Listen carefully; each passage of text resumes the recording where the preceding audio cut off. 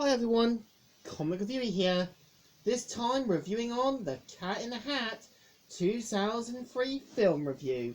Now, as you know, the 2003 Cat in the Hat is meant to be a fantasy comedy film that was based on the 1957 book of the same name.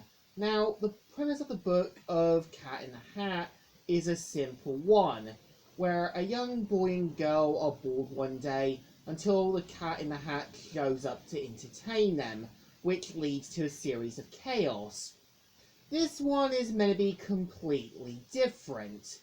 Now, the premise of the film is meant to be about Conrad and Sally, who mainly live with their mum, who works as a real estate agent. And you can kind of tell their mum, Joan, is meant to sort of try to keep her boss, Mr. Humberflew, happy. And it's also kind of show that Mr. Humberflew has OCD. And if you know someone with OCD, then you know what they're like. So, of course, after being left at home one day with their babysitter, Mrs. Kwan, they end up meeting the Cat in the Hat. Now, I would say the Cat in the Hat in this one is meant to be an over-the-top troublemaker. And when he's played by Mike Myers, he feels more like a version of the Cowardly Lion. Like, he tries to be funny, but he doesn't know how to. I think what made Jim Carrey's version of the Grinch work was that his character was meant to be this over-the-top, flamboyant, being what the Grinch was. This one, I would say, isn't what Cat in the Hat is meant to be. And I think it's a shame that Tim Allen couldn't, play the role, as because he was originally cast in the role but dropped out due to so many scheduling conflicts with the Santa Claus 2.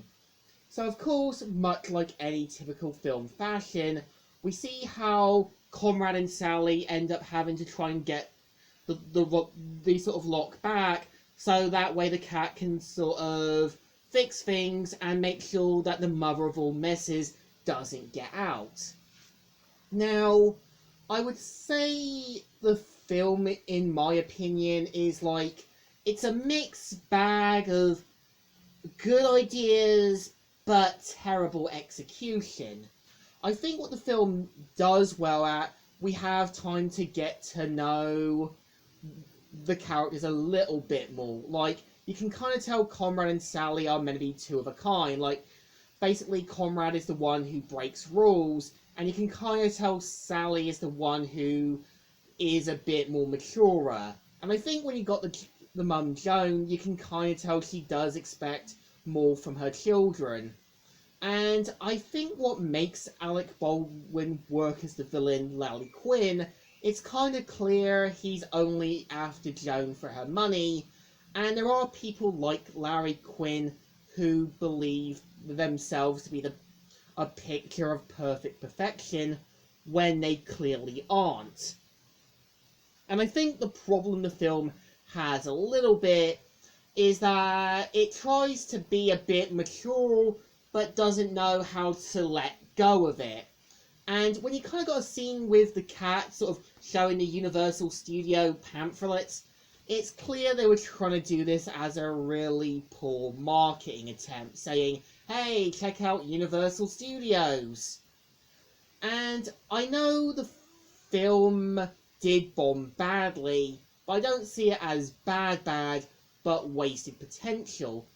And I also know that Dakota Fanning did complain about Mike Myers' diva behaviour, and for one, I can kind of agree with her. You can kind of tell Mike Myers puts things to impossible standards that aren't going to be met. And I think it's a shame that Cat in the Hat was a major wasted potential.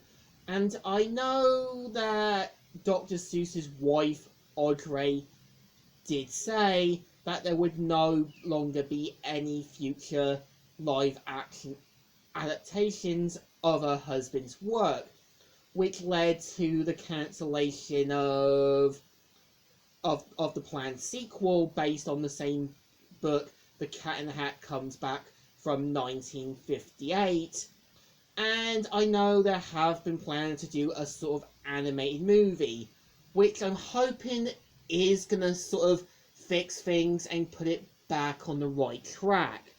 So, in my opinion, Cat in the Hat is a wasted potential of mess. It has good ideas, bad ideas, but too many innuendos and trying to be too mature. So in my opinion, it deserves 2 thumbs in the middle. Wasted potential, bad execution. So, Comic Reviewer here, signing out.